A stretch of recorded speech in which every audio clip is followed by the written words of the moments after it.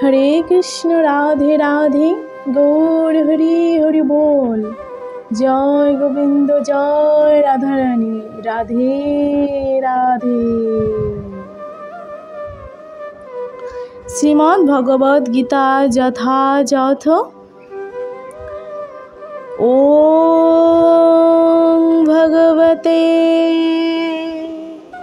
বাসুদেবায়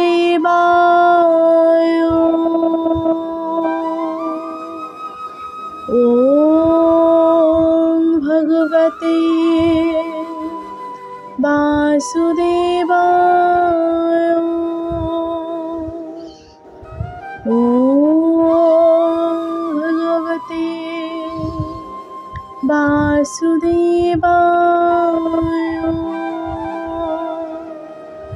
ওম হরি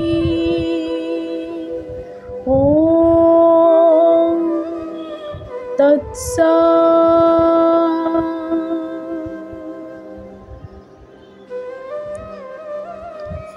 শ্রীমদ্ ভগবদ গীতার ষষ্ঠ অধ্যায় ধ্যান যোগ, শ্লোক নাম্বার 5। উদ্ধরেৎ আত্মানং আত্মানম ন আত্মানম ন অবসায়োদেতং।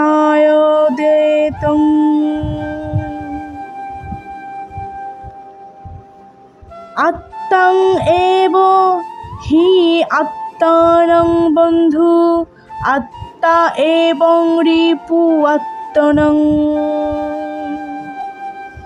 অনুবাদ: মানুষের কর্তব্য হচ্ছে তার মনের দ্বারা নিজেকে জড় জগতের বন্ধন থেকে উদ্ধার করা।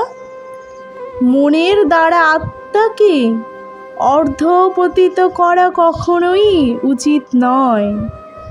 মনই অবস্থা ভেদে বদ্ধ জীবের বন্ধু ও শত্রু হয়ে থাকে। তাৎপর্য: অবস্থা ভেদে আত্মা বলতে দেহ মন ও আত্মাকে বোঝায়। যোগ পন্থায় বদ্ধ জীবাত্মা ও মন বিশেষভাবে গুরুত্বপূর্ণ। যেহেতু মনই হচ্ছে যোগ অভ্যাসের কেন্দ্র, তাই এখানে আত্মা বলতে মনকে বোঝানো হয়েছে।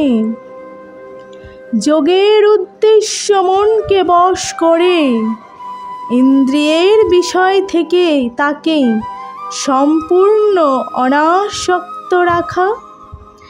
এখানে জোর দেওয়া হয়েছে যে মনকে এমনভাবে সংযত করতে হবে যাতে মন বদ্ধ জীবকে অজ্ঞানের পঙ্কের আওতা থেকে উদ্ধার করতে সমর্থ হয়।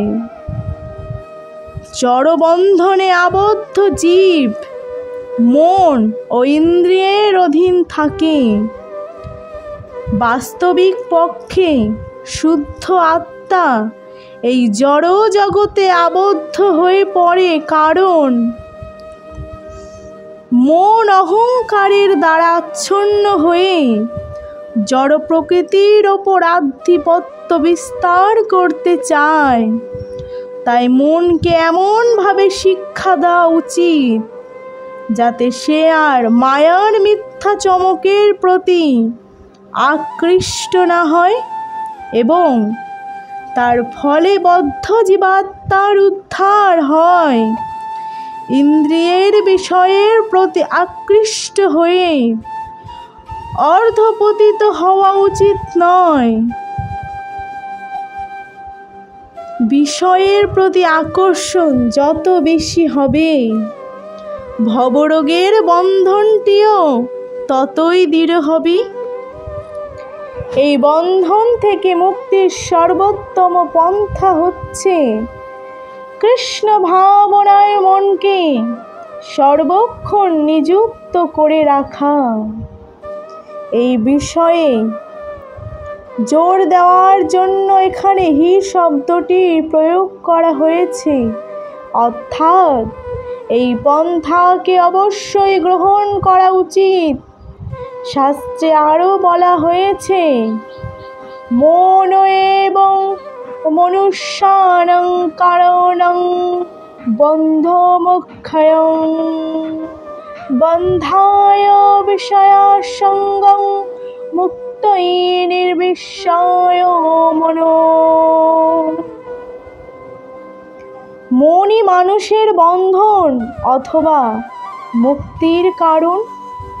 ইন্দ্রিয়ের বিষয়ের প্রতি মনের তস্মায়াতা হচ্ছে বন্ধনের কারণ এবং বিষয়ের প্রতি মনের অনাসক্তি হচ্ছে মুক্তির কারণ। অমৃতবিন্দু উপনিষদ 2। সুতরাং কৃষ্ণ ভাবনায় সর্বদা নিয়োজিত মনই পরম মুক্তির কারণ। হরি বল, হরি বল। হরে কৃষ্ণ, রাধে রাধে। শ্লোক নাম্বার 6।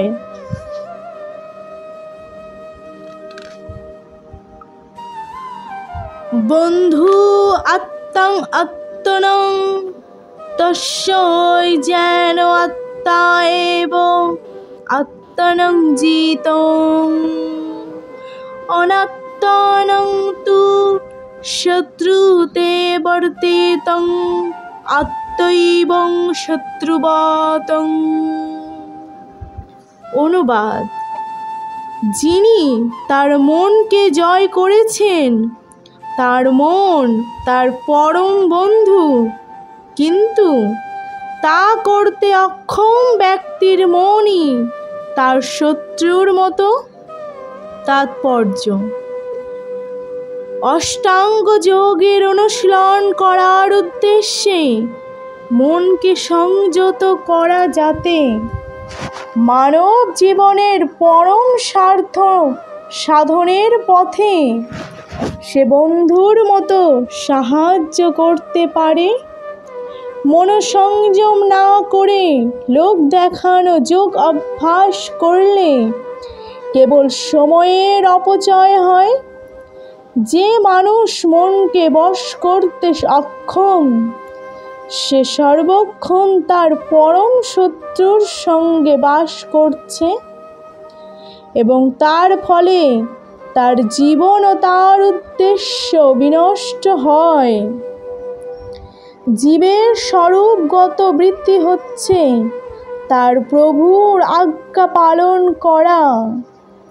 মন যতক্ষণ অর্জিত শত্রু হয়ে থাকে, ততক্ষণ তাকে কাম, ক্রোধ, লোভ, মোহ আদির আজ্ঞা পালন করতে হয়। কিন্তু মন যখন বশীভূত হয়, তখন পরমাত্মারূপে প্রত্যেকের হৃদয়ে অবস্থিত ভগবানের আদেশ পালনে জীব শতপ্রবৃত্ত হয়। প্রকৃত যোগ অভ্যাসের যথার্থ তাৎপর্য হৃদয়ে পরমাত্মার সঙ্গে সংযুক্ত হয়ে তার আজ্ঞা পালন করা।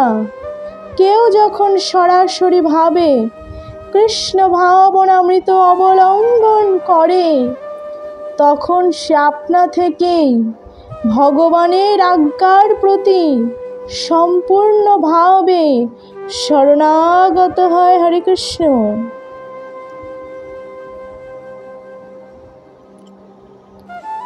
শ্লোক নাম্বার 7। জিতাত্মনং প্রশান্তস্য পরমাত্মা সমাহিতং শীত উষ্ণ সুখ দুঃখেষু তথা মানম অপমানয়ং। অনুবাদ: মনকে জয় করে যিনি প্রশান্ত হয়েছেন, তিনি পরমাত্মাকে উপলব্ধি করতে পেরেছেন। তার কাছে শীত উষ্ণ, সুখ ও দুঃখ এবং সম্মান ও অপমান সবই সমান। তাৎপর্য: পরমাত্মারূপে প্রত্যেক জীবের অন্তরে বিরাজমান ভগবানের আদেশ পালন করাই জীবের যথার্থ কর্তব্য। বহিরঙ্গা মায়া শক্তির প্রভাবে মন যখন বিপথে চালিত হয়, তখন জীব জড়জগতের বন্ধনে আবদ্ধ হয়ে পড়ে। তাই কোনো একটি যোগ অভ্যাস করার মাধ্যমে মন যখন সংযত হয়, তখন জীব তার গন্তব্যস্থলে উপনীত হয়েছে বলে বুঝতে হবে। হরে কৃষ্ণ, রাধে রাধে। সকলকে ঊর্ধ্বপতনের আদেশ পালন করতে হয়। মন যখন পরা প্রকৃতিতে বিনিবিষ্ট হয়, তখন ভগবানের আদেশ পালন করা ছাড়া আর কোনো বিকল্প পন্থাই থাকে না। মনকে অবশ্যই ঊর্ধ্বপতন কারবশ্যতা স্বীকারপূর্বক অনুসরণ করতে হয়। মনকে সংযত করার ফলে মন আপনা থেকে পরমাত্মার নির্দেশ অনুসারে পরিচালিত হতে থাকে। কৃষ্ণ ভাবনাময় ভগবত ভক্ত যেহেতু অবিলম্বে এই অপাকৃত স্তরে উন্নীত হন, তাই তিনি সুখ দুঃখ শীত উষ্ণ আদি জড়স্তিত্বের দ্বৈত ভাবের দ্বারা প্রভাবিত হন না। এই অবস্থাকে বলা হয় ভাব সমাধি অথবা ভগবত্তময়তা। হরে কৃষ্ণ, রাধে রাধে।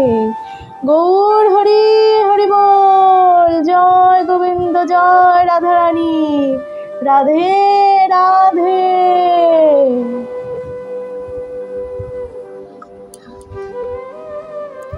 শ্লোক নাম্বার 8। জ্ঞান বিজ্ঞান তৃপ্তং আত্মাং কূটস্থং বিজিত্রেন্দ্রিয়ং যুক্ত ইতি উচ্যতে যোগী সমলিষ্টস্য কাঞ্চনং। অনুবাদ: যিনি শাস্ত্রের জ্ঞান ও উপলব্ধ জ্ঞান বা তত্ত্বানুভূতির দ্বারা পরিতৃপ্ত হয়েছেন, যিনি চিন্ময় স্তরে অধিষ্ঠিত জিতেন্দ্রিয় এবং যিনি মৃৎখণ্ড প্রস্তর ও সুবর্ণে সমদর্শী, তিনি যোগারূঢ় বলে কথিত হন এবং তাকে বলা হয় যোগী। তাৎপর্য: পরম তত্ত্বের অনুভূতি না হলে পুঁথিগত বিদ্যার কোনো সার্থকতাই নেই। শাস্ত্রে বলা হয়েছে, অত শ্রীকৃষ্ণ নামাদিন ভবেদ গ্রাহমিন্দ্রিয়ং সেবং মুখে হি জিহাদ স্বয়মৈবং স্ফুরত্তদং। জড় কলুষিত ইন্দ্রিয়ের দ্বারা কেউ শ্রীকৃষ্ণের নাম, রূপ, গুণ ও লীলার দিব্য প্রকৃতি উপলব্ধি করতে পারে না। ভগবানের সেবা করার মাধ্যমে যখন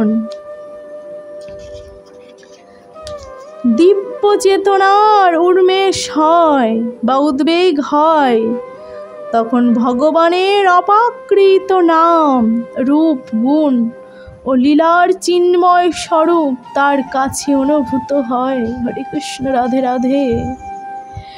এই ভগবদ্ গীতা কৃষ্ণ ভাবনার বিজ্ঞান। কেবল লৌকিক পাণ্ডিত্যের দ্বারা কৃষ্ণ ভাবনা লাভ করা যায় না। তার জন্য ভগবত তত্ত্ববেত্তা শুদ্ধ ভক্তের সঙ্গ লাভের সৌভাগ্য অর্জন করতে হয়। ভগবান শ্রীকৃষ্ণের কৃপার ফলে কৃষ্ণ ভাবনাময় মহাত্ম ভগবত তত্ত্ব উপলব্ধি করতে পারেন, কারণ তিনি শুদ্ধ ভক্তির দ্বারা পরিতৃপ্ত হয়ে থাকেন। ভগবত তত্ত্ব জ্ঞান উপলব্ধির ফলে মানুষ জীবনের সার্থকতা লাভ করে। অপ্রাকৃত জ্ঞানের প্রভাবে বিশ্বাস সদূর হয়, কিন্তু পুঁথিগত বিদ্যার ফলে আপাত পরস্পর বিরোধী বিষয়ের দ্বারা সহজেই মোহাচ্ছন্ন বিভ্রান্ত হয়ে পড়ার সম্ভাবনা থাকে। আত্মতত্ত্বজ্ঞানী কৃষ্ণ ভক্তই যথার্থ আত্মসংযমী, কারণ তিনি সর্বতোভাবে ভগবান শ্রীকৃষ্ণের শরণাগত। তিনি সর্বদাই অপ্রাকৃত স্তরে অধিষ্ঠিত, কারণ লৌকিক জ্ঞানের সঙ্গে তার কোনো সম্পর্ক নেই। অন্যদের কাছে লৌকিক বিদ্যা ও মনোধর্ম প্রসিত জ্ঞান স্বর্ণবৎ উত্তম বলে প্রতিভাত হতে পারে, কিন্তু কৃষ্ণ ভক্তের কাছে তার মূল্য এক টুকরো মৃৎখিণ্ড বা পাথরের থেকে বেশি আর কিছুই নয়। হরে কৃষ্ণ।